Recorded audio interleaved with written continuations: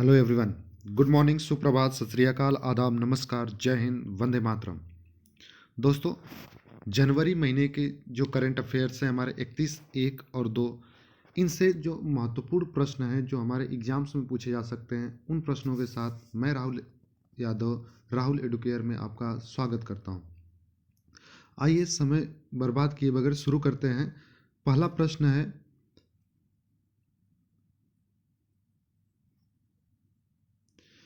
प्रश्न है, king cup international badminton 2024 में किस भारतीय ने जो है कांस्य पदक जीता है। तो याद आप क्या रखना है, किंग्स कप इंटरनेशनल जो बैडमिंटन हुआ है 2024 में, इसमें भारत के किस खिलाड़ी ने कांस्य पदक जीता है। तो याद रखिएगा, ये कौन है, लक्ष्य सेन।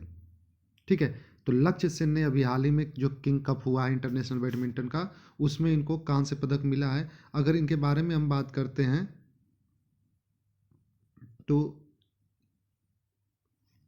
इनके बारे में आपको क्या याद रखना है कि इन्होंने जो है हराया किसको है, तो एलेक्स लैनियर, इनको हराकर इन्होंने ये कांस्य पदक जीता है। जबकि सेमीफाइनल में इन्होंने चीन के जो हु झियान, इनसे ये हार गए हैं। तो सेमीफाइनल हार गए थे, लेकिन चूंकि क्वार्टर फाइनल ये जीत चुके हैं, इसलिए इनको कांस्य पदक मिला है। तो हम इस प्रश्न को आपको याद रखना है। अगला प्रश्न है, विश्व ऑडियो विजुअल एवं मनोरंजन शिखर सम्मेलन वेब्स। तो पहले तो ये याद रखिएगा कि जो वेब्स है, इसका फुल फॉर्म आपसे पूछा जा सकता है, वेब्स क्या है।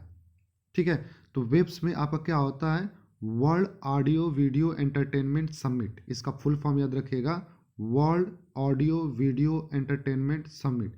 हिंदी में इसका नाम है विश्व ऑडियो विजुअल्स एवं मनोरंजन शिखर सम्मेलन। ठीक है, तो ये याद रखिएगा। और इसका आयोजन चूंकि इस बार पहली बार भारत में हो रहा है, तो ये आपके लिए ज़्यादा महत्वपूर्ण प्रश्न है।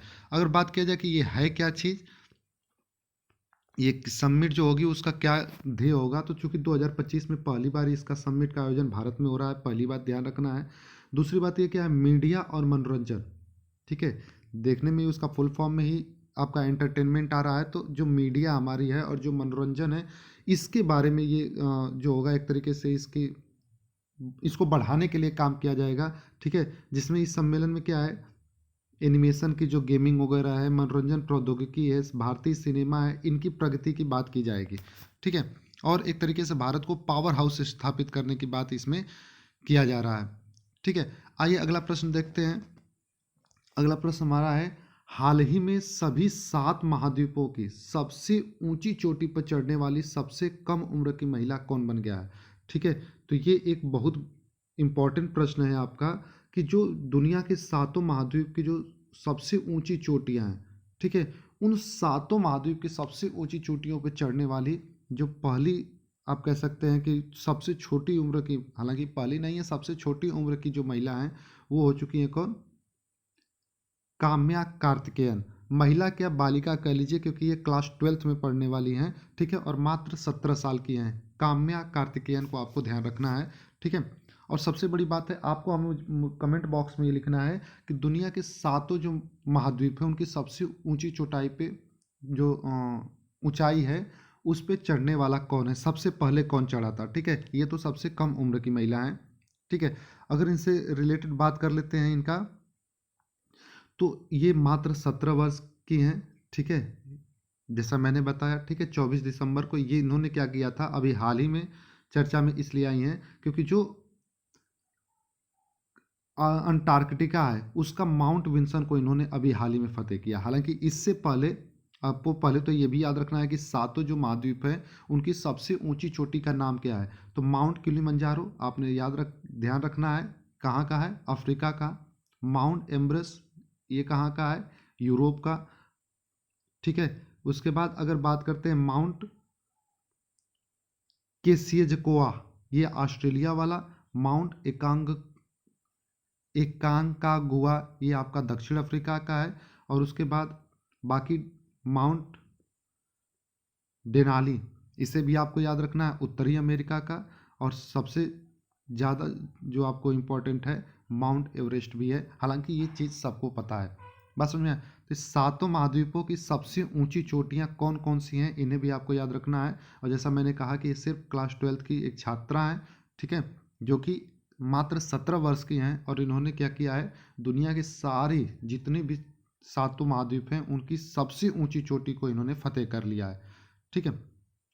आइए अगले प्रश्न पे चलते हैं। हाल ही में किस देश ने दुनिया की सबसे तेज high speed train CR450 CR450, ठीक है, प्रोटोटाइप लॉन्च किया है? तो ये दुनिया की क्या है, सबसे तेज हाई स्पीड ट्रेन है, ठीक है। और इसको किसने अभी लॉन्च किया है, तो कोई और तो हो ही नहीं सकता, ठीक है, चीन है। बात समझ में आया? अब बात करते हैं, अगर इसकी स्पीड वगैरह के बारे में आपसे प्रश्न पूछा जा सकता है कि इसकी कितनी स्पीड है, जाहिर सी बात है अगर दुनिया की सबसे तेज ट्रेन है तो उसकी स्पीड कितनी है, तो याद रखिएगा 450 किलोमीटर प्रति घंटा इसकी जो है वो व्यावसायिक गति है, ध्यान रखिएगा। और सॉरी, परीक्षण गति है, 450 किलोमीटर प्रति घंटे की रफ्तार से इसका परीक्षण किया गया है, लेकिन नॉर्मली जब वो चलेगी तो ये 400 किलोमीटर प्रति घंटे का एवरेज इसका रहने वाला है, ठीक है। परीक्षण में भी इसको लगभग आप कह सकते हैं कि 2 लाख किलोमीटर का परीक्षण किया गया है, कोई छोटा मोटा परीक्षण करके नहीं किया गया है। और सबसे बड़ी खास बात इसका ये है कि ये ऊर्जा उपयोग का लगभग 20% कम कर देगा, यानी जितना नॉर्मल ट्रेनों में ऊर्जा लगता है उससे ये 20% कम करने वाला है, ठीक है। इसका लॉन्च किस लिए किया गया है, तो क्योंकि जो चीन है ना वो 2035 तक 70,000 किलोमीटर तक विस्तृत अपनी जो योजना है ट्रेन फैलाने का, उसके लिए इस पे काम किया है, और ये इसके लिए बहुत ही महत्वपूर्ण है, ठीक है। सबसे तेजी से चल रही है, पहली बात। दूसरी बात, ये जो ऊर्जा है ना, ऊर्जा का जो उपयोग होता है ट्रेन वगैरह चलाने में, उसके में भी ये कमी करने वाला है। एक तरीके से सस्टेनेबल के तौर पे इसका इस्तेमाल किया जा रहा है। आइए अगला प्रश्न देखिए।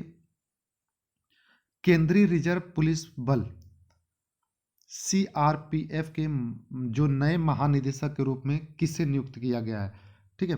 तो आपका जो प्रश्न है, पहली बात, CRPF की स्थापना कब हुई थी, इसके बारे में आप कमेंट बॉक्स में जरूर लिखिएगा, ठीक है। और अगर बात किया जाए कि इनके नए महानिदेशक कौन है, तो ये विपुल कुमार जी हैं, ठीक है। अब आगे बात करते हैं, तो इनके बारे में थोड़ा बहुत आप जानकारी रख लीजिए, हालांकि प्रश्न शायद नॉर्मली न पूछे, लेकिन अगर आप यूपीएससी वगैरह की तरफ जाएंगे, सोच रहे होंगे बीपीएससी में, ये चीज़ ध्यान रखिएगा, जो टीआरई का क्वेश्चन होने वाला है वहाँ से क्वेश्चन इसका पूछ सकता है, ठीक है। तो थोड़ा बहुत बस आपको याद रखना है कि ये उत्तर प्रदेश के रहने वाले हैं, इसलिए आपके लिए ज़्यादा इंपॉर्टेंट होता है, बाकी सारी चीज़ें बहुत ध्यान देने की बात नहीं है। बस आपको याद रखना है कि जो विपुल कुमार हैं ये क्या है, CRPF के महानिदेशक के रूप में अभी हाल ही में इनकी नियुक्ति की गई है। तो जैसा कि आप लोगों को पता है कि फिर वायुसेना के अध्यक्ष अभी हाल ही में कौन नियुक्त किए गए हैं, एयर मार्शल अमरप्रीत सिंह, ठीक है। और भारत के नौसेना अध्यक्ष कौन है, तो एडमिरल R हरि कुमार। उसी तरीके से थल सेना जो है वो कौन है, जनरल उपेंद्र द्विवेदी, ठीक है। तो आज जो भी आपको क्वेश्चंस मैंने दिए हैं, ठीक है, उसको कमेंट बॉक्स में लिखिएगा। बाकी जो नए क्वेश्चंस होंगे आने वाले समय में, कल भी जो होगा कुछ क्वेश्चंस जो होगा लेकर आया जाएगा, जिसमें हमारे जो राष्ट्रीय खेलों की घोषणा कर दी गई है, मेजर ध्यानचंद खेल पुरस्कार के बारे में बताया जा चुका है, घोषणा किया जा चुका है, ठीक है। तो उसको लेके कल वाली वीडियो में हम लोग बातें कर लिया जाएगा। आज के लिए बस इतना ही रखते रहें, हैं, हंसते रहिए, मुस्कुराते रहिए, पढ़ाई लिखाई करते रहिएगा। मिलते हैं नेक्स्ट वीडियो में, तब तक के लिए बाय बाय।